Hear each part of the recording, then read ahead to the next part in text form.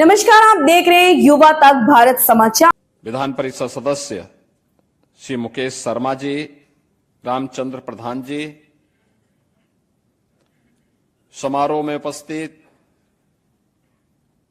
Bharatiya Janata party के प्रदेश के उपाध्यक्ष देवेश कोरे जी, प्रदेश महामंत्री श्री संजय राय जी, महानगर अध्यक्ष श्री आनंद द्विवेदी जी, जिला अध्यक्ष श्री विनय प्रताप सिंह जी, भारतीय जनता पार्टी के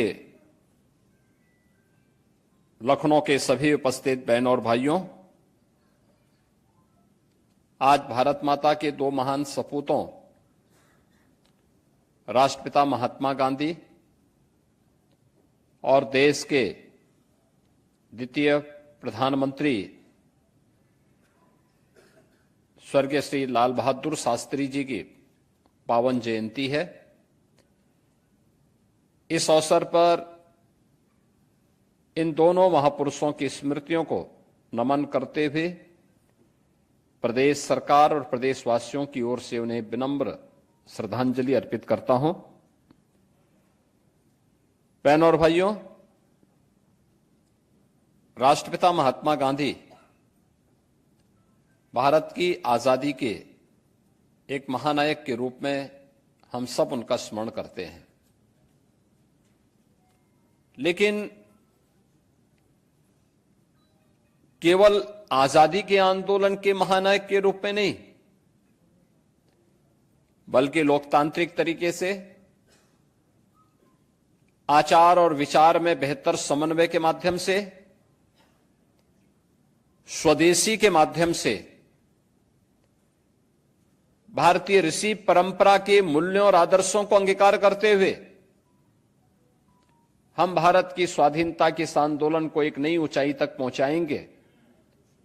जिन मूल्यों की स्थापना 100 वर्ष पहले राष्ट्रपिता महात्मा गांधी ने की थी, उसका परिणाम हमें 15 अगस्त 1947 में देश की आजादी के रूप में देखने को मिला। राष्ट्रपिता महात्मा गांधी का स्मरण भारत की आजादी के आंदोलन में जिन मूल्यों, जिन आदर्शों को लेकर के उन्होंने अभियान को आगे बढ़ाया था, आज पूरी दुनिया में जहां कहीं भी विश्व मानवता के ऊपर संकट दिखता है, जहां कहीं भी अत्याचार, अन्याय और शोषण से कोई समाज जीने के लिए मजबूर है, उन सब के लिए राष्ट्रपिता महात्मा गांधी का जीवन एक आदर्श प्रेरणा है। याद करिए, दक्षिण अफ्रीका में जब नेशनल मंडेला ने वहां के भेदभाव के खिलाफ एक बड़ी लड़ाई प्रारंभ की थी, उनसे पूछा गया कि आखिर आपकी लड़ाई किन मूल्यों को लेकर की है, तो उन्होंने कहा हमारी लड़ाई राष्ट्रपिता महात्मा गांधी के आदर्शों से प्रेरणा लेकर के एक निरंतरता को आगे बढ़ाने वाली है और दक्षिण अफ्रीका को वहां पर रंगभेद के खिलाफ इस आंदोलन को एक नई ऊंचाई तक पहुंचा करके उन्हें स्वतंत्र कराना है, और उन्हें सफलता प्राप्त हुई। यानी राष्ट्रपिता महात्मा गांधी दुनिया के अंदर उन सभी लोगों के लिए, अगर कहें तो मानवता के वर्तमान में एक बड़े प्रेरणा के केंद्र बिंदु बनकर के राष्ट्रपिता महात्मा गांधी उभरे हैं। लेकिन देश की आजादी के दौरान उन्होंने जिन मूल्यों को आगे बढ़ाया था, वह स्वदेशी का था, स्वच्छ का था, स्वावलंबन का था। स्वच्छता कितना महत्वपूर्ण है। स्वच्छ भारत मिशन ने 10 वर्ष के अंदर किए गए, तय की गई उस दूरी को प्राप्त करने के माध्यम से हम देख सकते हैं, स्वच्छता ने लोगों के अंदर एक स्वच्छ जीवन जीने की प्रेरणा दी। उत्तर प्रदेश में 2,62,00,000 से अधिक परिवारों को एक एक शौचालय प्राप्त होने पर नारी गरिमा की रक्षा का भी आह्वान किया। अनेक रोजगार के सृजन किए तो तमाम प्रकार की उन बीमारियों से मुक्ति भी लोगों को प्राप्त हुई जो गंदगी के कारण पैदा होती थी। यानी जीवन जीने के लिए एक माध्यम वह स्वच्छता हो सकती है। यह स्वच्छ भारत मिशन ने हम सबके सामने करके दिखाया।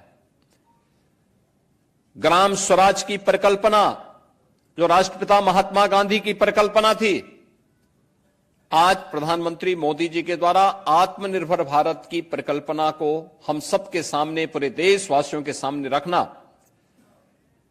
यह भारत के अंदर एक नई क्रांति का, नए सृजन करने का एक अभियान है। और स्वदेशी उसका माध्यम बना था, खादी उसका नेतृत्व करता बना था। आज भी खादी स्वदेशी का प्रतीक बनकर के उभरा है। ये रोजगार का भी माध्यम बनता है, स्वदेशी का भी माध्यम बनता है और स्वावलंबन का भी माध्यम बनता है। देश की आजादी के दौरान स्वदेशी, स्वच्छता और स्वावलंबन का यह मंत्र भारत की आजादी का मंत्र बन गया और देखते ही देखते यह देश 15 अगस्त 1947 को स्वतंत्र होता है। आज जब उनकी पावन जयंती पर हम सब यहां पर एकत्र हुए हैं, मैं इस अवसर पर राष्ट्रपिता महात्मा गांधी की स्मृतियों को नमन करते हुए उन्हें विनम्र श्रद्धांजलि अर्पित करता हूं। इस अवसर पर प्रखर गांधीवादी राष्ट्रपिता महात्मा गांधी के अनन्य अनुयायी देश के द्वितीय प्रधानमंत्री श्री लाल बहादुर शास्त्री जी का स्मरण भी हम सब के लिए प्रासंगिक हो जाता है। वे देश की आजादी के आंदोलन के एक प्रखर सिपाही के रूप में कार्य कर रहे थे। उस समय कांग्रेस के मंच का उन्होंने उपयोग किया, उस आंदोलन के साथ जुड़े रहे, स्वतंत्र भारत में अनेक दायित्वों का निर्वहन किया, केंद्रीय मंत्री के रूप में, केंद्रीय गृह मंत्री के रूप में, और फिर देश के द्वितीय प्रधानमंत्री के रूप में। वे बापू के अनन्य अनुयायी थे, तो स्वाभाविक रूप से आचार और विचार में बेहतर समन्वय, आत्मनिर्भरता के लक्ष्य को कैसे भारत प्राप्त कर सकता है, इसके लिए उन्होंने जो आह्वान उस समय किया था, जब देश खाद्यान्न संकट से जूझ रहा था, खाद्यान्न के लिए हमें अमेरिका पर और दुनिया के तमाम देशों पर निर्भर रहना पड़ता था। उनके आह्वान के परिणाम स्वरूप आज भारत खाद्यान्न सरप्लस के लक्ष्य को प्राप्त कर चुका है और न केवल अपने देश के 140 करोड़ लोगों का पेट भर रहा है, बल्कि भारत दुनिया के तमाम देशों को खाद्यान्न आज निर्यात भी कर रहा है। याद करिए, एक समय था जब भारत 30 करोड़ लोगों को भोजन नहीं दे पाता था, इतना पैदा नहीं होता था, और आज ये नया भारत है, 80 करोड़ लोगों को फ्री में राशन की सुविधा का लाभ भी प्रदान कर रहा है। खाद्यान्न आत्मनिर्भरता का यह मंत्र स्वर्गीय लाल बहादुर शास्त्री जी के द्वारा दिया गया मंत्र है। एक तरफ देश को आत्मनिर्भर बनाना है और दूसरी ओर 1965 में जब भारत पर युद्ध थोपा गया, उस युद्ध का मुकाबला और उस युद्ध का जवाब कैसे दिया जाना है, देश के दुश्मन को उसका जवाब किस रूप में दिया जाना है, यह भी 1965 में दुश्मन देश पाकिस्तान को मात देकर के भारत के शौर्य और पराक्रम का लोहा लाल बहादुर शास्त्री जी ने उस समय मनवाया था। बहनों और भाइयों, आज इन दो महापुरुषों की पावन जयंती है। इस अवसर पर स्वर्गीय लाल बहादुर शास्त्री जी की स्मृतियों को नमन करते हुए, देश के लिए उनकी सेवाओं का स्मरण करते हुए मैं उन्हें विनम्र श्रद्धांजलि अर्पित करता हूं। यह हमारे लिए सौभाग्य की बात है कि प्रधानमंत्री जी के आह्वान पर भारतीय जनता पार्टी ने 17 सितंबर,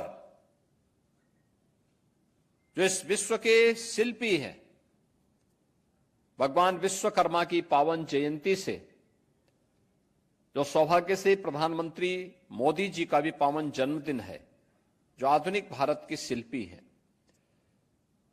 2 अक्टूबर के सेवा पखवाड़ा के कार्यक्रम के साथ हम सबको जुड़ने का अवसर प्राप्त हुआ।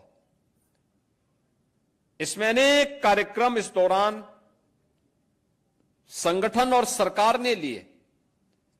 इन कार्यक्रमों की अलग अलग श्रृंखला में 17 सितंबर से जो प्रारंभ हुआ, 25 सितंबर को अंत्योदय के प्रणेता पंडित दीनदयाल उपाध्याय जी की पावन जयंती।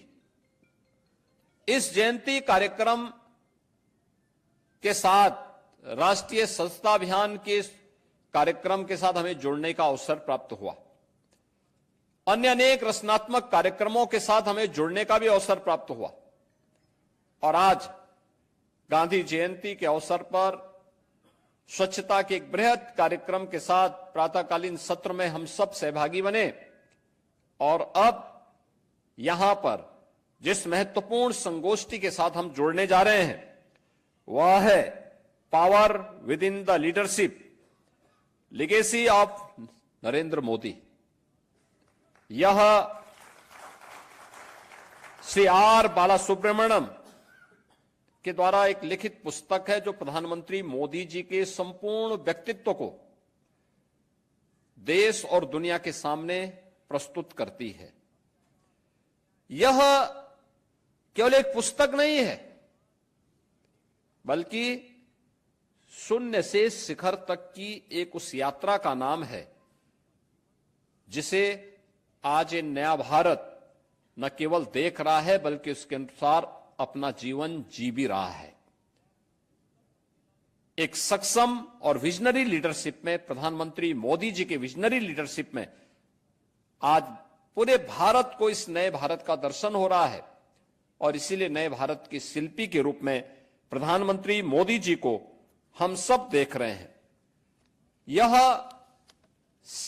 सेवा के से संकल्प की जिस यात्रा को लेकर के आगे बढ़े हैं, वह समृद्धि की एक नई ऊंचाई तक पहुंचाने के लिए, विकसित भारत की संकल्पना को आगे बढ़ाने के लिए किए गए प्रयासों का प्रतिफल इस पुस्तक के माध्यम से श्री आर बालासुब्रमण्यम ने पूरे देश और पूरी दुनिया के सामने रखने का प्रयास किया है। आपने देखा होगा, दुनिया के अंदर जितने भी बड़े देश और विकसित देश हैं, वे अचानक विकसित नहीं हुए। उन्होंने बड़े विजन के साथ काम किया, बड़े लक्ष्य के साथ काम किया, पूरे देशवासियों के सामने एक विजन दिया। और यह हमारा सौभाग्य है, जब ये देश अपनी आजादी का अमृत महोत्सव मना रहा था, तो प्रधानमंत्री मोदी जी ने भी पूरे भारतवासियों के सामने एक बड़े विजन के रूप में आगामी 25 वर्ष का एक रोड मैप विकसित भारत के रूप में हम सब के सामने दिया है। 2047 में भारत को विकसित भारत के रूप में प्रस्तुत करना है और इसके रास्ते भी बताए।